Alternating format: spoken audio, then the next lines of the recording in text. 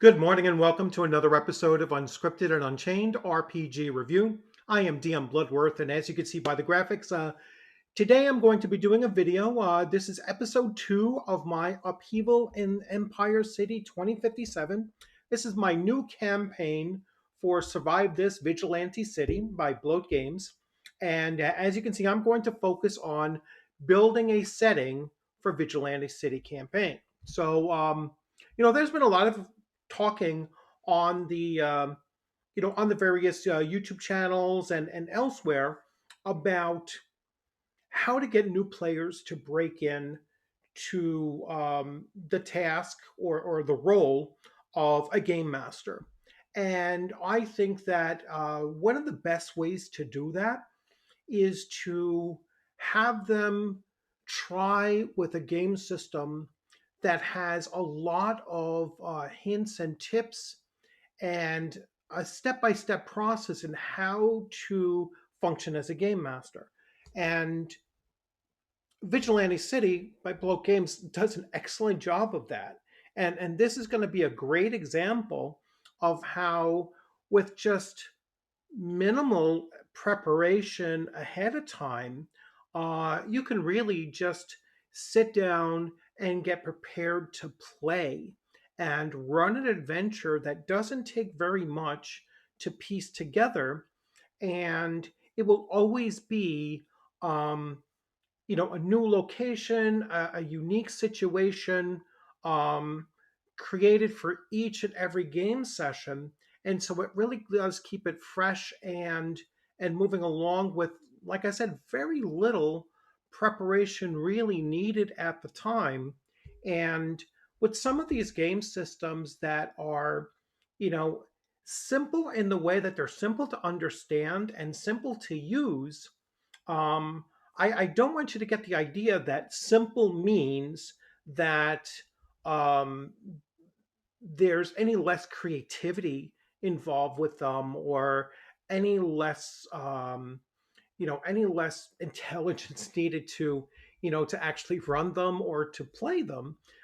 Simplicity just means in this case that the rules are not so complex that you get bogged down by rules, and the game flow and the story and even, yes, the role playing is much more accessible using a game system like this. So, without further ado, let's get into episode 2, where I'm going to start showing you, the step-by-step process that I've been going through in creating Empire City 2057, and using a variety of resources that I found, on the internet, but also going to, in particular, the second book in the Vigilante series. This came as part of the very first Kickstarter for this series of Survive This, and this is the role playing game Villain's Guide, and this is where we have the breakdown of how to create a setting. So let's jump right into that, and I am going to go to my desktop and share this screen here. So I'll expand this a little bit bigger so you can see it along the way. And somehow I jumped to this screen here. I don't need this. Sorry about that. I jumped out of, opened up another screen. I don't know how I did that. But anyway, build your city. This section will show you how to build your own unique blocks of a city, create your own complete city, and make your own street gangs. Dice drops. Dice drops can be a lot of fun and often a much invited change from simply rolling on a random table. Here is how they work. First, print out all the dice drop pages. I'm going to flutter around with that name, of this document, or use the chart in the book. Second, grab the designated dice. Drop the dice on the printed page and pow! You have a random set of information you can use based on the boxes where the dice landed. For those who find dice drops too tedious, they can also make a percentile roll for the number and use the numbers that are provided on the dice drop in parentheses. I'm going to use that method. Random tables. Each table will have either a set of instructions or simply a die listed and the number of times you roll that die. Example 66 equals 6-sided dice and add that total. All right, kind of understand that. Building your neighborhood. Use the dice drop, page 24, for rolling the D100. Build locations for a random city block by dropping or rolling at least 4 dice per block and record your results. Do this to create as many blocks as needed to outline your neighborhood. You may repeat the process and create an entire city. Feel free to select your locations without rolling as well, or create a unique features not listed below. All right, so you can do all of that. The dice drop available for PDF purchases. So this game it's great in softcover form, but I also recommend if you have the opportunity to buy them bundled, both softcover and PDF, it really is helpful. Although I will switch to there is one thing that they really do well, and they put the city map on the back here so you can photocopy that. They put character sheets on the back here so you can photocopy that. It just makes it that much easier. They do the same on books 3 and 4 as well. So, just to show you that really quick. So let me get back to the PDF. So here's the dice drop, right? So you can roll a D100, and you're going to do this for each of your neighborhoods. And they say you're going to do this 4 times, or up to 4 times for each of your neighborhoods, or more if you wish. And it starts off with, what kind of a location it is. So you can have an apartment building, you could have a suburban style house, a liquor store, a family owned restaurant, and so forth. Then unique physical features of that particular place, or of that particular block. And so you can roll a D100 here. Let's say you have roving wild dogs. That could be something that is kind of unique to this particular neighborhood. You might want to add a few more features, so not just one unique feature, but possibly several. Unique people, and you're going to want to roll at least a few of these and have a few of these, scattered throughout the block. And I'm going to kind of show you what I'm going to do, what I consider a block, and go through that. But you can have, up to 100 of these, from a vocal preacher to a gigolo to bootleg t-shirt vendor. I mean, there's such a large variety of interesting things that can be in here, that it really does become very unique and flavorful for each unique setting that you're doing. Every block is going to have a different kind of feel to them. Random city events. So this is where you start getting into your potential adventure hooks, right? So you could do a random city event that's taking place in the block, or it's taking place outside of one of the 4 or 5 locations that you've created, and now you can put this in there, and this is going to become the adventure hook. So you could start to see how easy it is to actually start piecing this together with just a few dice rolls and taking down notes, and you start to flesh out your not only your adventure, but you're also slowly fleshing out your setting. And you can see there is up to 100 different events that can be taking place, more than enough variety. So your neighborhood at a glance, I would certainly print this out and have this to the side while you are creating your blocks. And Again, each block might be just an individual street, or you might do something slightly different with it. And that's what I'm going to do on my own. But I am going to stick to just 5 location or features that really do stand out per block. And then I'll probably have more than just one unique person. I'll probably have several, possibly up to 4 unique individuals as well within that. Some might be tied to the actual location, and others might just be in the block, someplace to be found within the block. As you keep on doing this and you start recording, this is the block name, and then you go through and you start filling out this for your entire city. You're going to end up with multiple pages of this content, and you're going to build your setting one block at a time or one neighborhood at a time. Um, so here we have a neighborhood at a glance, and you're going to do each of the blocks. And again, I'm going to show how I'm breaking that down with my map that I generated for this. You can do instant street gang generator.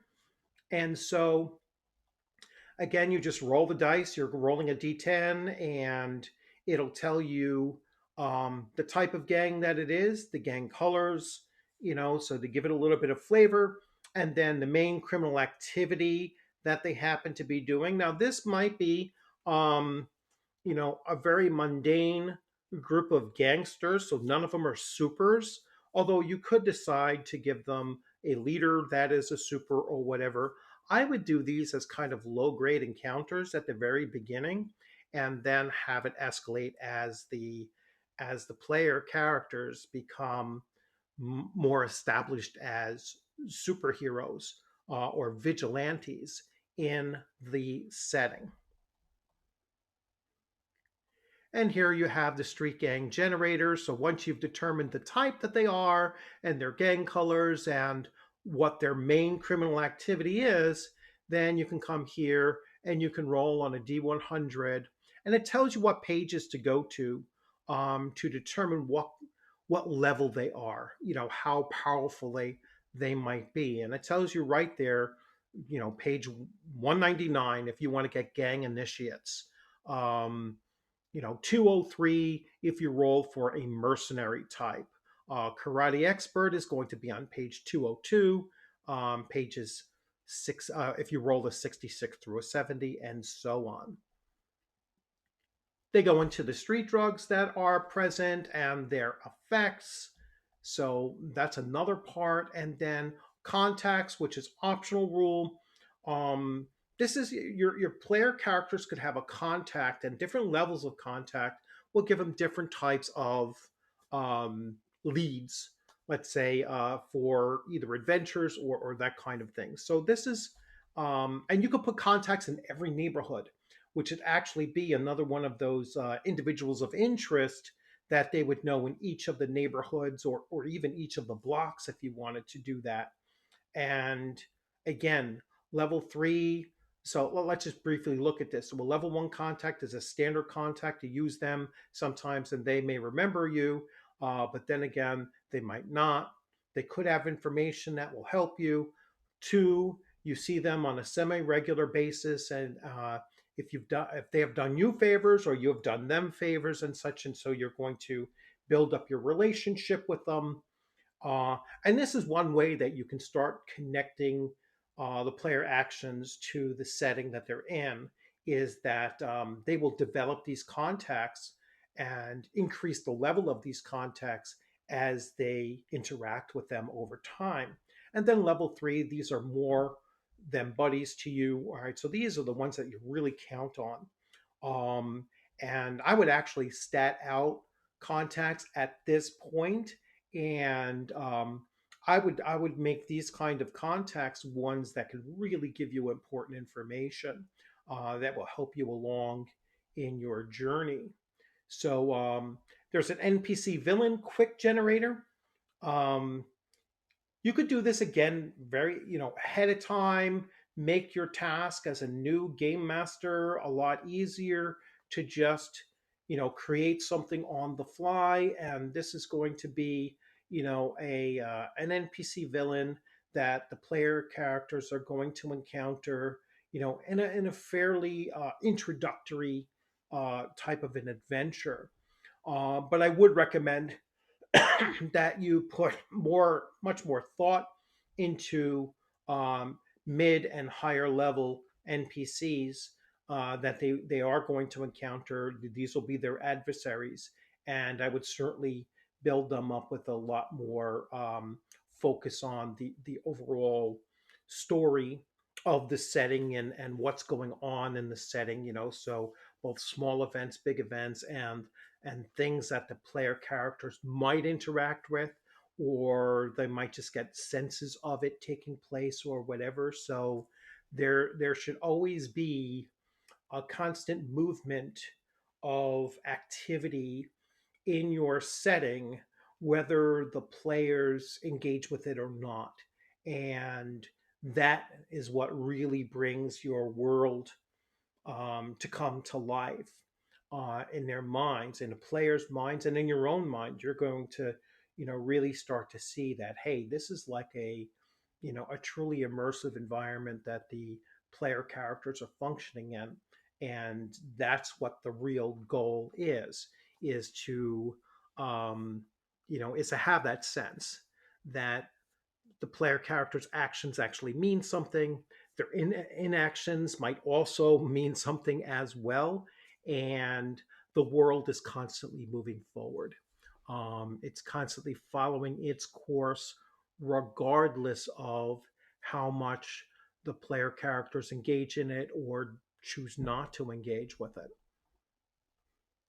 And they go through the various random, stats that you can assign to your NPC villain, such as like quirks, and they had over here their goals, their support systems, and so on, and quite a lot.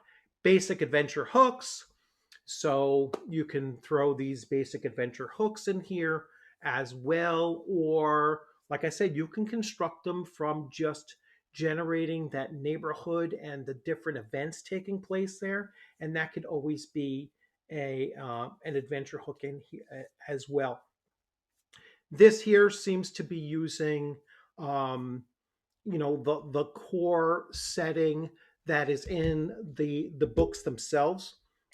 So and they're using place names and specifically the some of the vigilantes or some of the criminals that are going to be in that particular game setting. So you might still be able to glean some information from here and kind of change the names of some of the villains and such to make it match your own setting as well. And I think that is pretty much an overview from the rules. So basically, from page like 22 through 42, about 20 pages of you know, random charts and hints and tips on how to generate your world. So let me switch out of this. I think I have to go back to my screen here. And I'm going to come back over to here, and then in the process, I'm going to switch up the next thing that I'm going to display. So yeah, let me go back, and now I am going to switch to here. And so here, I want to show you this here. Now, this is a website that I found, and I will read you off the website so you can see what I used. Now, it is a medieval town generator, right? So it is whatabout.itch.io. All right, it is the medieval fantasy city generator.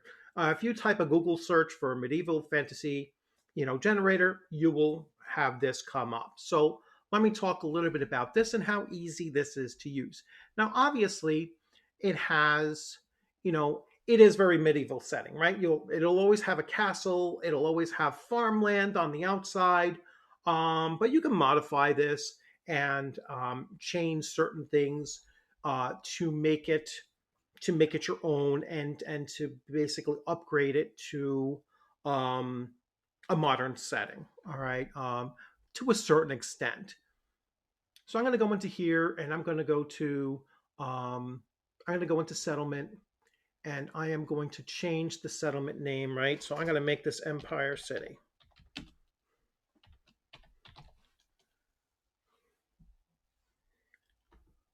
Okay. Now you can change, you could re-roll the town name, which I don't want to do. You could re-roll the districts and change their names and such. So you can keep on clearing those things out and re-rolling them until you get names that are going to match maybe a modern setting a little bit better. All right. But my town here is still tiny, right? It's only 470 population. I want a city. So I'm going to close this window and I'm going to come into here and I am going to go to style. And that didn't open up for some reason. Let's try it again. Yeah, for some reason style is not opening up. Of course, it's going to do this while I'm recording and not. So let's see if I can change anything here. No. Yeah, I want to make this usually change style in this here. But for some reason it is not dropping down. Oh, there we go. That was weird. So elements, buildings. You want to change the size of this because these are fine. And for some reason, I am not.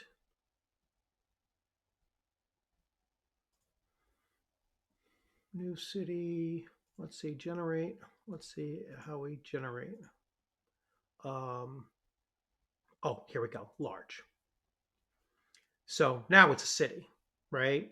So you go to large, and now you have a much larger city. I don't know why I forgot how to do that. Now I have to go in here and change the name back again. And so you can keep on just fiddling with this and changing the number of districts, the name of districts, the size of the city. You can keep on generating different cities. So we can generate again. So just do large and just keep on doing this until I get something that matches up with what I'm looking for. So I am going to come back out of this. So I am going to close this one. And I think I have to come back to here. I'll come back to full screen. And then I'm going to go back into here and I'm going to look for my city that I generated. And for some reason, it's not tabbed up like it was before. So I am going to jump into here really fast. Sorry about the delay. Let's see.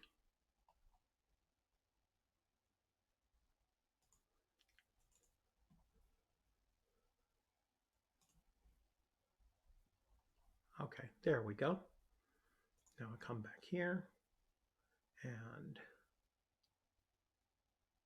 I got to come back here and I'm just going to select. There we go. All right.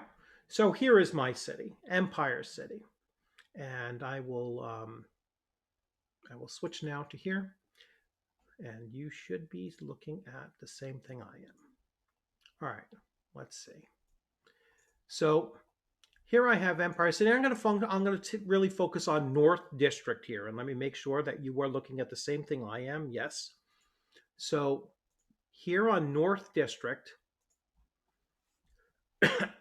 each one of these blocks that you see here, with a series of buildings, and then the interior part, which is like an open field or whatever you want to say. It's like a courtyard for like the much smaller ones and such.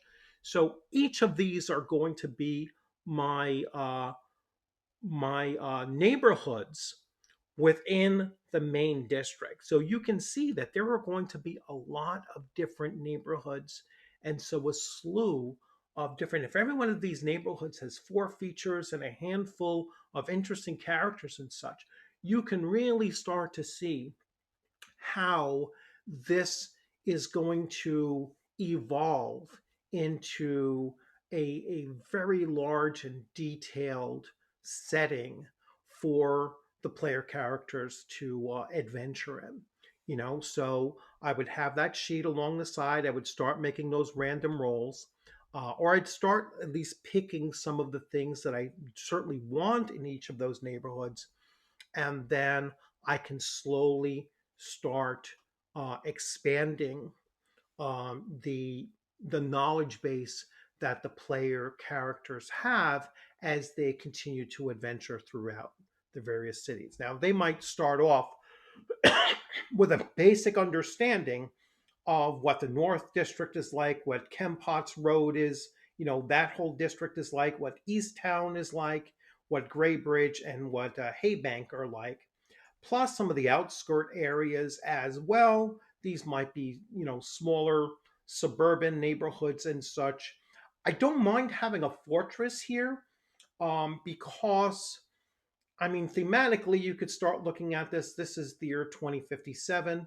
The fortress is going to be the city center, right? So the government center. It could even be a corporate fortress type thing, behind the wall, behind the. Yeah, I'm starting to really get a feel for Empire City to be something that is kind of in a semi dystopian future, right? And so I think it'll work out really well in in the theme of what I'm looking to do with this campaign. So, and again, you can go back and you can use the you can take this and then transfer it over to paint, and then you can just start segmenting out the districts and just cut out the districts and then expand that, and now you can start actually individualizing each of the different neighborhoods within those districts, and even color code various buildings and such, or even number buildings that the players have actually visited before, and they can take their own notes and start detailing that as well. But for the new game master out there, start small and build outwards. All right.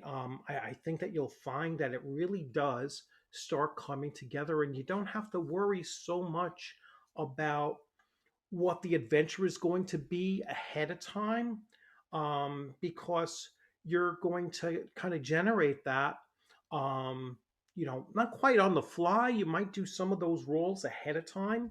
I actually recommend that you do that, but then see where the player characters go. If there's going to be 3 or 4 different events, let them become aware of those 3 or 4 different events, and then let them choose which of those 3 or 4 events they choose to do.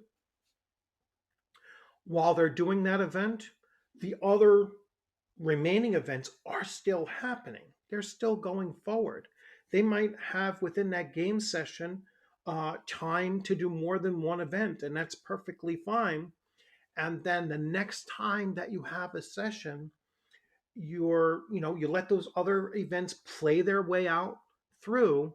They might be in a totally different section of the city, doing another event that took precedence over maybe what they had left behind. Or maybe they might choose, hey, when we come back next session, we want to deal with those other events that we didn't get to. And then you already know what you're going to be planning on for the next time you're coming together, and you can then flesh out those events a little bit more, or you could add some other twists to them that might take them to a next step or whatever. But again, you're starting slow and you're slowly building out.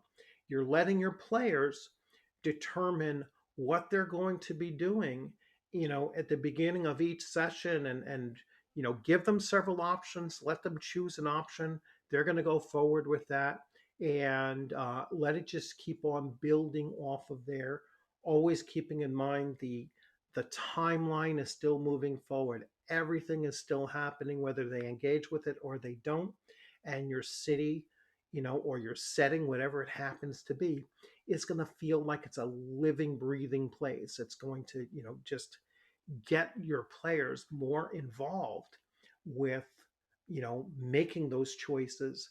And it's going to lead to a much more dynamic gaming experience for them as well, because now they know everything that they're doing is important.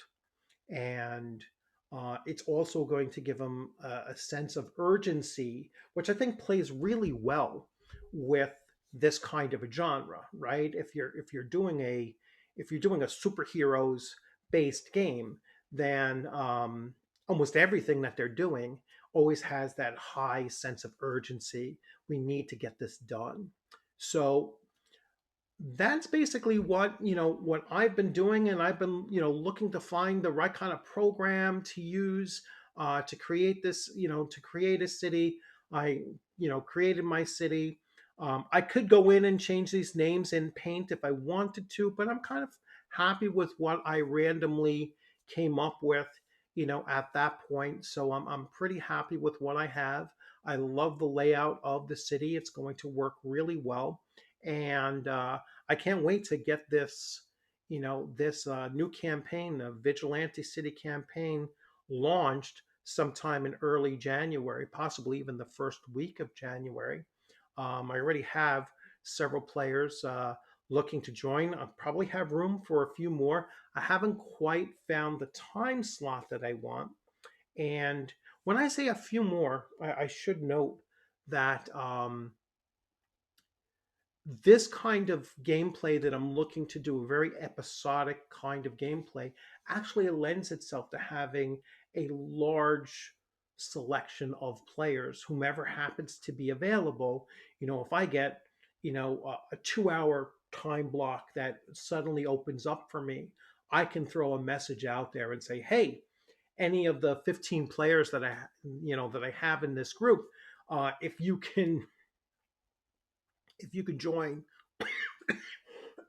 excuse me, if you could join for this time slot, um, anybody, if it's 1, 2, 3 players, that's fine. I'm going to run this session, a 2 hour session, and just jump on in, and I'll adjust the circumstances of what's going on, to compensate for how many players actually, do show up, and then we just roll with that.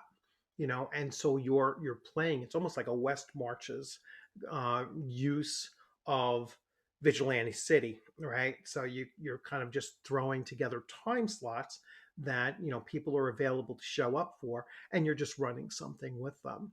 And it's episodic, so it doesn't have to necessarily be connected to what all the other superheroes are doing. Although your world, your city setting here, still has those other events happening, in different locations and such. So you could actually start connecting these things. So players start hearing about rumors of what the other players had done, and so forth. So yeah, they can be connected. I'm not going to think of the word for that. Not so directly, but indirectly connected in a sense. And then you could eventually weave some of these together in a much more planned scenario, where you can tie several different storylines together into one, bringing different groups of players together for a particular action, and then having them go their separate ways thereafter, and back to the regular episodic kind of gameplay that I'm looking to do for this campaign. So I hope you enjoyed this. Let me switch views back to. So I hope you enjoyed this. If you have any questions about either about this game system or about building a setting, I know this is very focused on Vigilante City, but you can use these same steps and these same kind of ideas, and even the charts and the graphs for um, the tables that you could roll for any kind of a game genre in generating different things, and just the ideas do lend themselves to go into different games if you wish to. So some of these are just universal ideas that just work well for our hobby, and certainly for new game masters to start to develop and become comfortable with running their first few games, and then to make it not just comfortable, but to actually make it easier for them to jump into the game master's seat, or the dungeon master's seat, or the referee's seat, whatever you want to call it, whatever it's called for in the game system that you're using.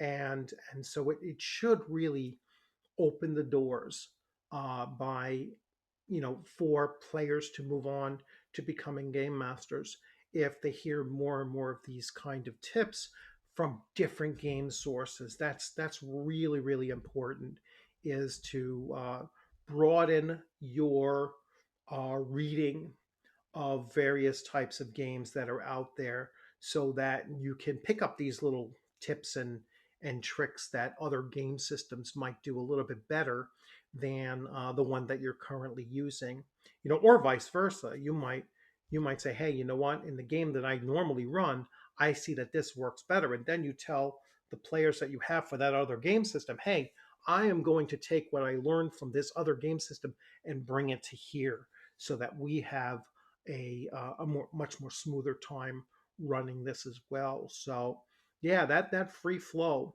between different game systems, and even between different genres, is really important for both new GMs and for more experienced GMs. You could be a very experienced GM, but with one game system, you're not as experienced as you really think you might be. And there's a lot out there that you can learn from as well. So without further ado, thank you for joining. I hope you liked this video. Please give it a thumbs up if you did. If you have any questions or comments, leave them in the comments section. Subscribe, please consider subscribing. Share this video out there.